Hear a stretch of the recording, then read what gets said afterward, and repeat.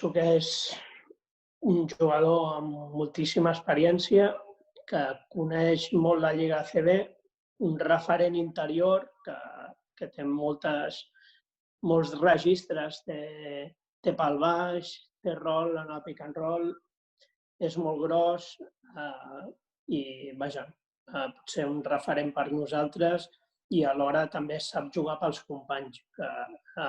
Jo crec que el Carles va jugar molt l'equip a bàsquet, donant bons passes i així, i ell serà molt important també en aquest aspecte.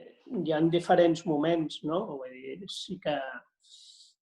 però sí que és un fitxatge important i un jugador que ara mateix és un jugador que ve de ser titular d'un equip molt important d'Eurolliga, no? Llavors, bueno, crec que és un molt bon fitxatge, important, depèn dels moments i depèn tot, no? Hi ha hagut altres fitxatges que han sigut molt importants, però en aquest cas del Tomic sí, considero molt important i dels millors jugadors que en aquest moment podem portar a Badalona. Doncs d'aportar experiència a alta competició, gana el saber el que vol dir jugar en moments delicats per guanyar partits i partits de dalt, no?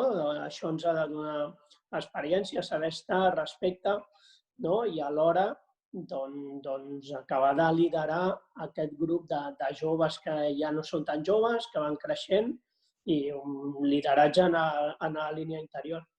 Amb la incorporació de l'Ante ja queda tancada, crec que està molt compensada. És una plantilla curta, però amb moltes possibilitats, amb molts jugadors que poden fer moltes posicions, i crec que ens queda molt compensada i alhora tenim joves en el Prat i tenim joves perquè si passa qualsevol cosa puguin ajudar l'equip, però amb aquests 12 jugadors de primera plantilla quedaria tancat l'equip.